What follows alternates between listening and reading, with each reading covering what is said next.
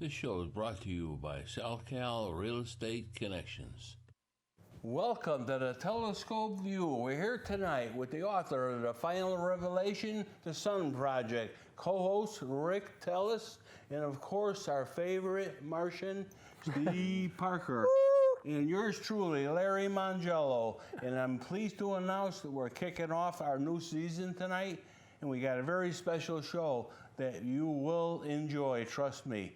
Rick, we're going to talk about tonight the kind of strange things that goes on with Robert Scott Lazar. Lazar, yeah, I like to call it the strange or not so strange case of Bob Lazar. Oh, yeah. Which, he's been in the news again recently because he did a documentary this year.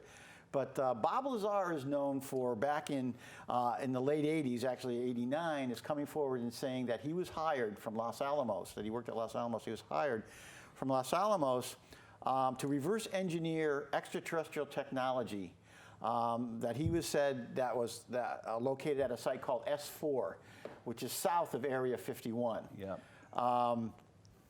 He had more public attention again, like I said, this year when he did another documentary, and he was talking about it again. And to this day, he stands by all his claims that he worked on this technology. Now, every time he says something, I mean, they do something bad to him. He seems to, draw attention from the government. For somebody who has been discredited so often, they seem to be awful concerned about him.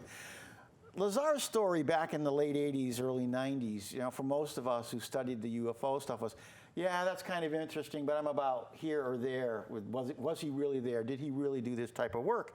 But now, in the 21st century, 2019, we look back, some of the stuff he says now makes a lot more sense than it did back then. Let's talk a little bit about his history, and then we'll talk about what we now know about Lazar. Now, he was interviewed back in 1989 by a guy by the name of George Knapp from KLAS in Las Vegas, and he said that he was hired to work at this place called S4 to reverse engineer extraterrestrial spacecraft. Now, he claims that during the years 88 through 89, he was a physicist at S4, and he actually saw 9 different pieces of alien technology, 9 different alien spacecraft. Wow. He claims that of these spacecraft, one in particular that he called the sports model. Model.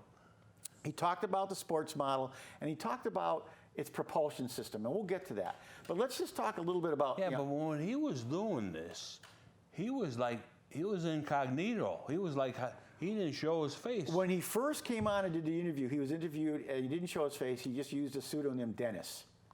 And subsequent to that, he did show his face, and that's when things started to happen to him. Mm-hmm. But let's talk a little bit about Area 51. This is a map of the Nellis Range. And here's the extraterrestrial highway and the black mailbox, and Rachel, Nevada is right here. The black mailbox. Yeah, and that's actually white now. Mm-hmm. Here's Groom Lake. This is Area 51 right here. Now, somewhere south of this is Papoose Lake, and then that's where supposedly S4 is.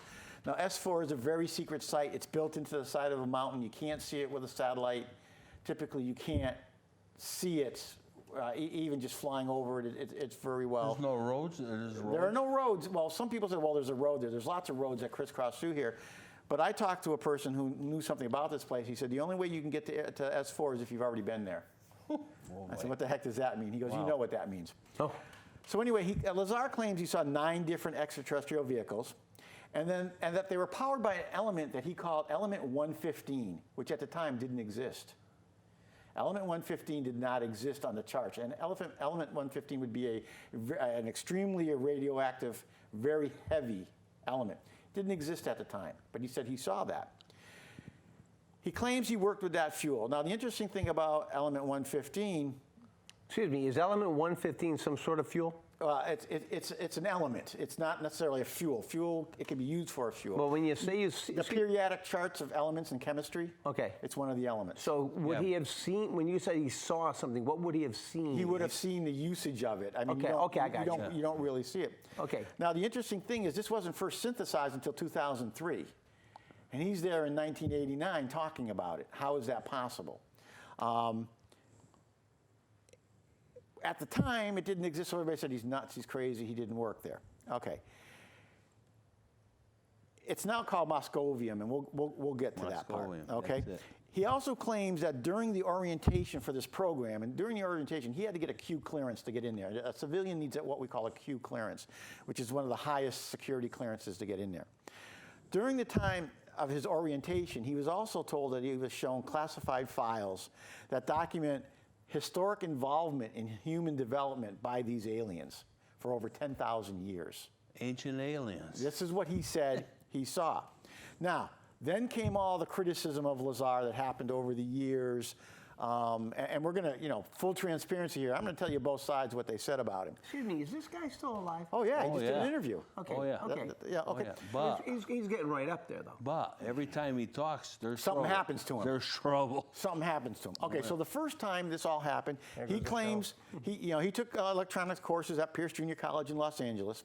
He also claimed that he had a master's degree in electronic technology from Massachusetts Institute of Technology MIT. and Caltech. Okay, now people went back and checked and said there are no records of him ever attending Caltech or MIT. Very interesting. Okay, he also said that he worked at Los Alamos Laboratory. Now that's where? Los Alamos is in New Mexico. Okay, gotcha. Everybody knows Los Alamos from the atomic bomb. That's right. where it all started. That's where it started. He worked at the Los Alamos Nuclear Laboratory, but Los Alamos claims no knowledge of him ever working there. All right, so this is what happened over in the 90s. So he kind of went away and created his own company called United Nuclear, and he sells things. He sells different type of scientific instruments and that type of thing. So in 1990, he was arrested for aiding and abetting prostitution. Oh, Okay, Wow. all right. were they aliens? No. Aiding and abetting, which, and then it was later lowered. The charge was lowered to pandering. Okay, fine. During the trial and under oath, he reasserted his degrees from MIT Yeah. and Caltech and what he had done. Okay, so he's still staying with this. That was 1990. In 2006, around 2006, he did some more interviews. Right after that, he and his wife were charged with violating Federal Hazardous Substance Act for shipping restricted chemicals across state lines. To make fireworks. Fireworks. Wow. Okay? He's a troublemaker. And yeah, in 2007, as a result of that, his company, United Nuclear, was fined $7,500 for violating that law. Okay, fine. Every time he opens his mouth, something happens.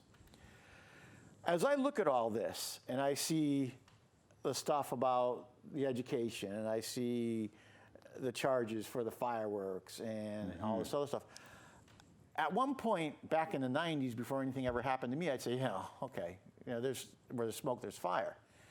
I can tell you now, though, from personal experience, this is exactly what the government can do. So, Okay. I mean, they could erase your background Right. so nobody even knows you exist. Right, and I told you, one of the projects I had to work on was called the Carve-Out Project, which is kind of a secret project. Yeah. And when I signed up for that, that's exactly what they told me. We're going to expunge certain records of all prior history of work that you have done before you start working here. So I know they can do this. Oh, absolutely. And then based on some of my other experience after the fact working on these projects, I know that we can make you virtually invisible if that's what we want to do, and I know the guys who do that they do that type of work. You're very comforting to know these things about Okay, you, Rick. so I know the people, this is 20 years ago, Steve, don't worry. Oh, yeah, Okay. yeah. You and I probably won't be on the next show, but that's okay. All right, so we know this is all possible. People are saying that, well, yeah, that's kind of strange. Let's talk about what we kind of know now, today, 21st century knowledge of Bob Lazar and what he did. Okay, excuse me. You say, like, the things, the fireworks and the prostitution and all this stuff.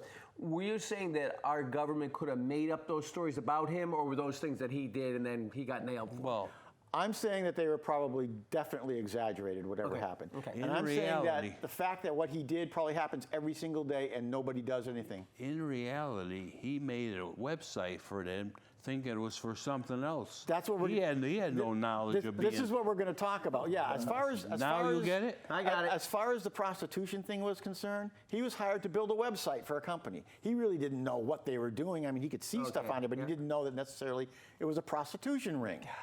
And at that point, he's just trying to make some money because they've really kind of destroyed him. Okay, So here we have Bob Lazar, and here's what we kind of know about Bob Lazar today. First of all, I'm going to tell you S4 does in fact exist. I know it does exist, okay, for a fact. And like I said before, there are no maps for S4. The people I've worked with said the only way you get there is by having been there before. All right, and I know what that means when they say that. Now, this is Bob Lazar, and this is his ID from the Department of Naval Intelligence. So he had an ID from Naval Intelligence to do something, okay, and a clearance. This was a check that he was issued for the work that he did from Naval Intelligence, okay, which they run a lot of this. So he did something. The other thing that I don't have a photograph of here is the phone directory for Los Alamos National Laboratory. I can't speak tonight at all. And in that phone directory is him. He's there. He's there. If you've worked for any company, even a big company, and I work for a big company, you know how long it takes to get your name into the phone directory? And you know how long it takes to get your name out of the phone directory? So he was there. He was definitely there. So they found this information. Now, what he talked about is this is the sports model, what the sports model looked like, or so he claimed, okay? And he said that it ran using electromagnetic pulses and anti-gravity waves, which is what I talked about in the book. Sir. And what we talked about here on the show a number of times is that the propulsion supposedly that worked is using anti-gravity, but using gravity waves, which NASA even said didn't exist until a couple of years ago, okay? The concept of waves, gravity waves, is not part of the Newtonian theory of gravity.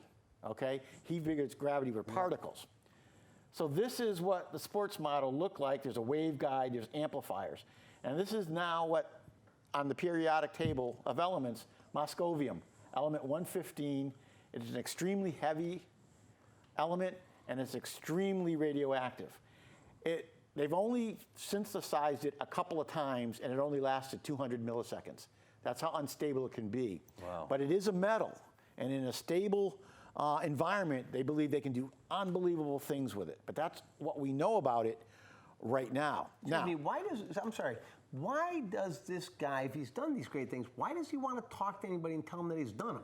I mean, isn't that just looking for trouble? If he's worked with the government now, he at the time, he brought his friends out to see an actual experiment that went on, and they got caught. He just believes people should know about this. He's one of the group of people who believe people should know about this. Now, Bob Lazar did in fact work for Los Alamos, and he did in fact hold a Q clearance. So I'm going to tell you something here that you haven't seen on Ancient Aliens. They talked about Bob Lazar, and hopefully it doesn't get us all picked up by a black van. He did have a Q clearance that would allow access to Area 51. Now, how do I know that? I know that because I spoke to some security officers, some Air Force officers, and security officers who were responsible for granting those type of clearances. Okay? I also know because we worked on a thing called, and they still use it, they use it in all kinds of businesses today. Back then we called it role-based access control. It was a database. You would create a database, and in that database you could put a list of names, and with those list of names you could identify what access they had. So their IDs could only open certain doors, or their passes would only be good for certain places, and it was called role-based access control. And he was in those files. Okay, so it's interesting that he said he wasn't there, and then people say, "Oh no, he wasn't there." It's interesting that we can find this data that says he was. Now, we also have a number of physicists who say he was there, and a group of physicists say he wasn't there. Okay, now the noted ones who say he wasn't there is Dr. John Alexander, who runs one of the programs at Los Alamos. He was never here. We have another one by the name of Dr. Eric Davis. He's a physicist that runs another scientific group. He says, "Oh, I don't believe anything he said. There's no way he could have been there." And then, of course, we have Stanton Friedman, who recently passed away. And Stanton Friedman was a big name in the UFO culture community, UFO researcher. I met him a couple of times. Very nice man. Yeah, very good. But also, towards the end, I think he was a bit misguided. He got into the thing everybody's heard about, Majestic 12. Yeah. He was absolutely convinced, and to his last day, he said that the Majestic 12 documents were real. These are supposedly government documents that detailed everything about UFOs and what the government knew. And I can tell you they weren't. They were hoaxes. And I would say half the people following UFOs agree that they were hoaxes. The FBI reviewed those documents and very quickly came out and said, oh, they're hoaxes. And people said, well, that's not possible. They didn't even look at them. And I'm not going to get into Majestic 12. We could. The reason we know they're hoaxes are because the reasons we know a dollar bill is real or a $100 bill is real. Why do we know a $100 bill is real? There's something on it that tells us it's real. Now, when we go out there and we create secret documents, we can't just write a document and say, oh, here it goes. Anybody could write a document and say it's real.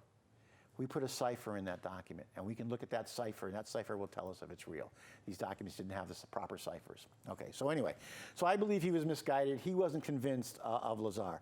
Now, on the other hand, we have a number of people who say he was at Area 51 and S4.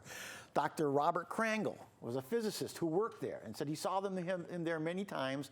He would see them in the commissary at a table, and nobody ever really knows what the other person's working on. But they knew that he was working on something really special because they would say, yeah, that's the guy over there that's doing it. And that's all they really knew, but he was there. Jim Tagliani, who's a physicist, he worked there. He also knew that he was at Los Alamos and at Area 51. And then we have a guy by the name of Ron Regier. He was a defense contractor. And they get in and out all the time of Area 51, especially Lockheed Martin and those. He agrees he was there. He was there. So what do we know? Now, one other thing I just want to mention. The people who I spoke with and my sources who are deeply set, they told me exactly the same thing that he said, is they saw documents that indicated that there has been an alien presence here and has been involved in human evolution for a long time. They talked about seeing the same documents. These things start to add up to me. Now, I asked them about Lazar. Yes, he worked there. Do you know what he was working on? And to be honest, they said, we don't know 100% what he was working on. Now, didn't he claim that because of the propulsion system he was working on, it was like it would make warp speed and change time? It was the way he described it, and he described it wrong based on what we now understand. But he said that basically what this did is warp space, which is what Einstein was talking about. So that almost like the space was right next to each other. It's like being in a skyscraper. You're in two skyscrapers, but you can't just cross over. You got to go down and go up. But what this does is warp space, so you can just step over into the other skyscraper. What we now know is it actually the gravity pulls you through space so quickly, it pulls the space close to you, and you can travel through the wormhole. So it's like warping space is what he said. Wow. Einstein had that theory. He said if we had the power to warp space, because it's not flat, it has curves and whatever, then we could do this. And that's kind of what he was saying it could do. He was a little off on the way it works because of the way we now know it uses electromagnetic fields and gravity waves. Gravity waves, yeah. But he was talking a little bit about gravity waves, which